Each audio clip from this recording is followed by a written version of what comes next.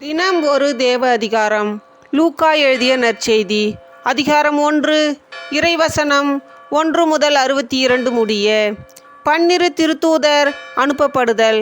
இயேசு 12 ஒன்றாக வரவழைத்து பேய்களை எல்லாம் அடக்கவும் பிணிகளை போக்கவும் வல்லமையும் அதிகாரமும் அவர்களுக்கு கொடுத்தார். இறையாட்சி பற்றிய பறைசாற்றவும் உடல் நலம் குன்றியோரின் பிணி தீர்க்கவும் அவர்களை அனுப்பினார். அப்போது அவர்களை நோக்கி, பயணத்திற்கு கைத்தடி, பை, உணவு, பணம் போன்ற எதையும் எடுத்துக்கொண்டு போக வேண்டாம். ஓர் அங்கி போதும். நீங்கள் எந்த வீட்டுக்குள் சென்றாலும் அங்கேயே தங்கியிருங்கள். அங்கிருந்தே புறப்படுங்கள். உங்களை ஏற்றுக்கொள்ளாதவர்களுடைய நகரை விட்டு புறப்படும்போது உங்கள் கால்களில் படிந்துள்ள தூசியை உதறிவிடுங்கள். இதுவே அவர்களுக்கு எதிராக சான்றாகும் என்றார். அவர்கள் ஊர் ஊராகச் சென்று எங்கும் நற்செய்தியை அறிவித்து நோய்களை குணமாக்கினார்கள். ஏரோதுவின் குழப்பம். நிகழ்ந்தவற்றையெல்லாம் குறுநில மன்னன் ஏரோது கேள்வியுற்று மனம் குழம்பினான். ஏனெனில் சிலர் இறந்த யோவான் உயிருடன் எழுப்பப்பட்டார் என்றனர். வேறு சிலர் எலியா தோன்றியிருக்கிறார் என்றனர். மற்றும் சிலர் முற்காலத்து இறைவாக்கினருள் ஒருவர் உயிர்த்தெழுந்துள்ளார் என்றனர். ஏரோது, யோவானின் தலையை நான் வெட்டச் செய்தேனே, இவர் யாரோ? இவரை பற்றி இவ்வாறெல்லாம் கேள்விப்படுகிறேனே என்று சொல்லி இயேசுவை காண வாய்ப்பு தேடி கொண்டிருந்தார். 5000 பேருக்கு உணவு அளித்தல். திருத்தூதர்கள் திரும்பி வந்து தாங்கள் செய்த யாவற்றையும் இயேசுவிடம் எடுத்து கூறினார்கள். அவர்களை மட்டும் கூட்டிக் கொண்டு அவர் தனித்திருப்பதற்காக பெத்சாய்தா என்னும் நகருக்கு சென்றார். அதை அறிந்து திரளான மக்கள் அவரை பின்தொடர்ந்தனர். அவர்களை அவர் வரவேற்று இறையாட்சியை பற்றி அவர்களோடு பேசி குணமாக வேண்டியவர்களை குணப்படுத்தினார். பொழுது சாய தொடங்கவே 12 அவரிடம் வந்து, இவ்விடம் பாலை நிலம் ஆயிற்றே, சுற்றிலும் உள்ள ஊர்களுக்கும் பட்டிகளுக்கும் சென்று தங்கவும் உணவு வாங்கி கொள்ளவும் மக்கள் கூட்டத்தை அனுப்பிவிடும் என்றனர். இயேசு அவர்களிடம், நீங்களே அவர்களுக்கு உணவு கொடுங்கள் என்றார். அவர்கள், எங்களிடம் 5 அப்பங்களும் 2 மீன்களுமே உள்ளன. நாங்கள் போய் இத்தனை பேருக்கும் உணவு வாங்கி வந்தால்தான் முடியும் என்றார்கள். ஏனெனில் ஏறக்குறைய 5000 ஆண்கள் அங்கு இருந்தனர். இயேசு அவருடைய சீடர்களை நோக்கி, இவர்களை 5 பேராக பந்தியில் அமரச் செய்யுங்கள் என்றார். அவர் சொன்னபடியே அனைவரையும் அவர்கள் பந்தியில் அமர செய்தார்கள். அவர் அந்த 5 அப்பங்களையும் 2 மீன்களையும் எடுத்து வானத்தை அண்ணாந்து பார்த்து அவற்றின் மீது ஆசி கூறி பிட்டு மக்களுக்கு பரிமாறுவதற்காக சீடரிடம் கொடுத்தார். அனைவரும் வயிறார உண்டனர். எஞ்சிய துண்டுகளை 12 கூடைகள் நிறைய எடுத்தனர். இயேசுவை பற்றிய பேதுருவின் அறிக்கை. இயேசு தனித்து இறைவனிடம் வேண்டிக் கொண்டிருந்தபோது சீடர் மட்டும் அவரோடு இருந்தனர். அப்போது அவர்களிடம், நான் யார் என மக்கள் சொல்கிறார்கள் என்று அவர் கேட்டார். அவர்கள் மறுமொழியாக, சிலர் திருமுழுக்கு யோவான் எனவும் வேறு சிலர் எலியா எனவும் மற்றும் சிலர் முற்காலத்து இறைவாக்கினருள் ஒருவர் உயிர்த்தெழுந்துள்ளார் எனவும் சொல்லுகின்றனர் என்றார்கள். ஆனால் நீங்கள் நான் யார் என சொல்லுகிறீர்கள் என்று அவர்களிடம் அவர் கேட்டார். பேதுரு மறுமொழியாக, நீர் கடவுளின் மெசியா என்று உரைத்தார். இதை யாரிடமும் சொல்ல வேண்டாம் என்று அவர்களிடம் அவர் கண்டிப்பாக கூறினார்.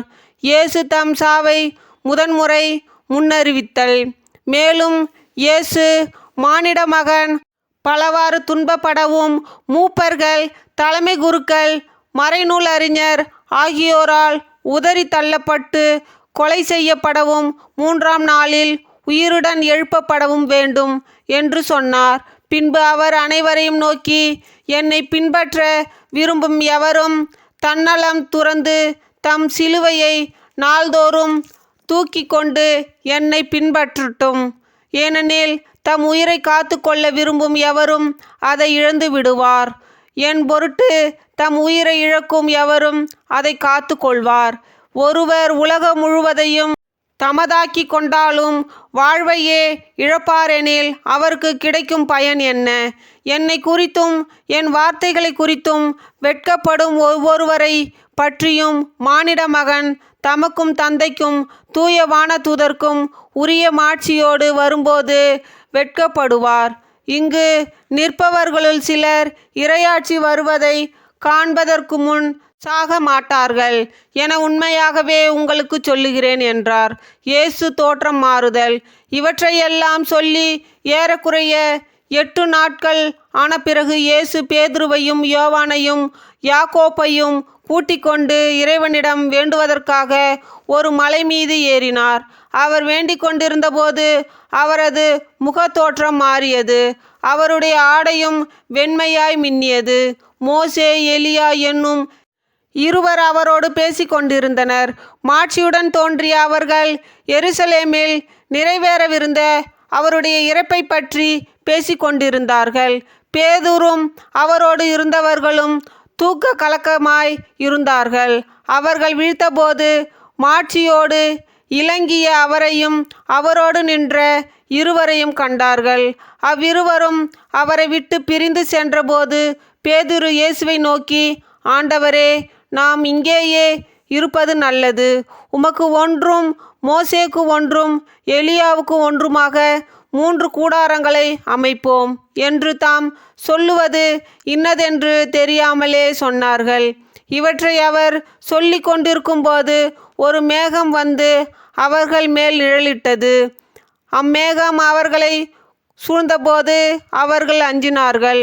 அந்த மேகத்தினின்று, இவரே என் மைந்தர், நான் தேர்ந்து கொண்டவர் இவரே, இவருக்கு செவிசாயுங்கள் என்று ஒரு குரல் ஒலித்தது.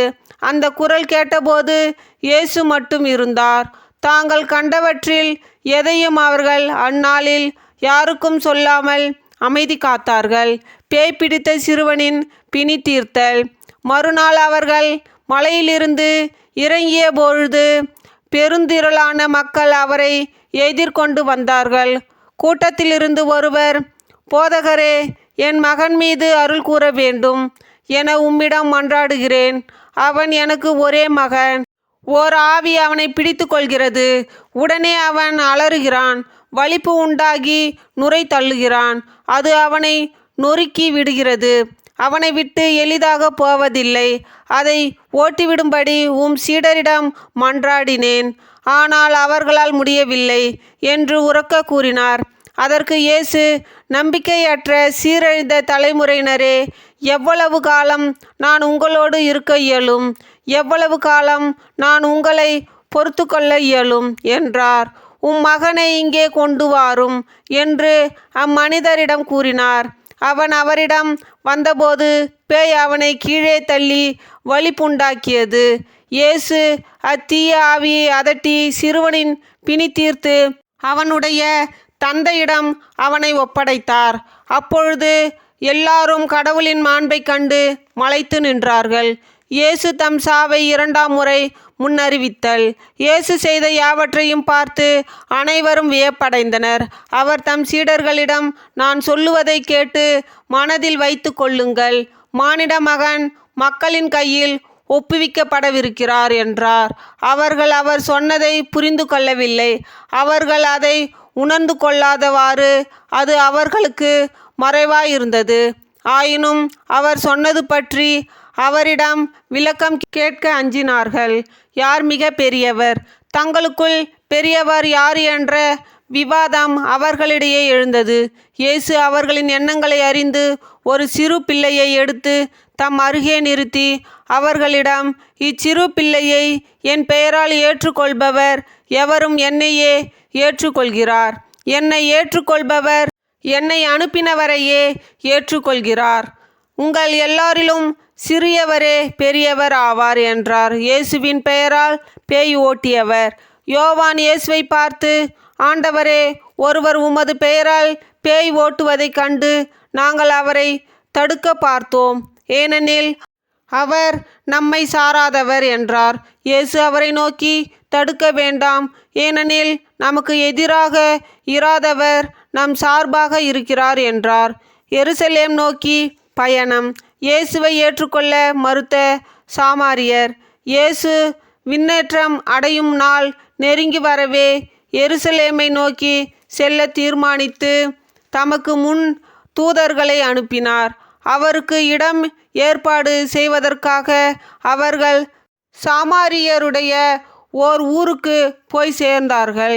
அவர் எருசலேம் செல்லும் நோக்கமாயிருந்ததால் அவர்கள் அவரை ஏற்றுக்கொள்ளவில்லை.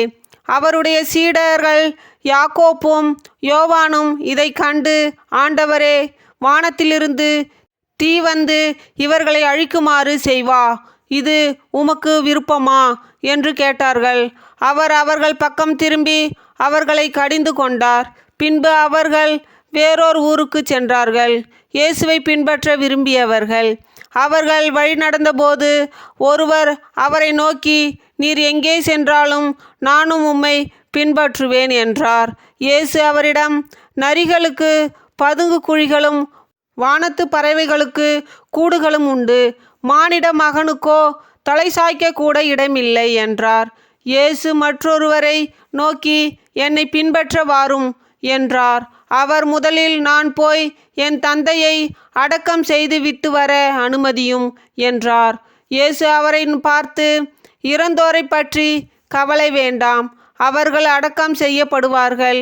நீ போய் இறையாட்சியை பற்றி அறிவியும் என்றார். வேறு ஒருவரும், ஐயா, உம்மை பின்பற்றுவேன், ஆயினும் முதலில் நான் போய் என் வீட்டில் உள்ளவர்களிடம் விடை பெற்று வர அனுமதியும் என்றார். இயேசு அவரை நோக்கி, கலப்பையில் கை வைத்த பின் திரும்பி பார்ப்பவர் எவரும் இறையாட்சிக்கு உட்பட தகுதியுள்ளவர் அல்ல என்றார். இது ஆண்டவரின் அருள்வாக்கு. இறைவா, உமக்கு புகழ். தந்தை, மகன், தூய ஆவியின் பெயராலே ஆமேன்.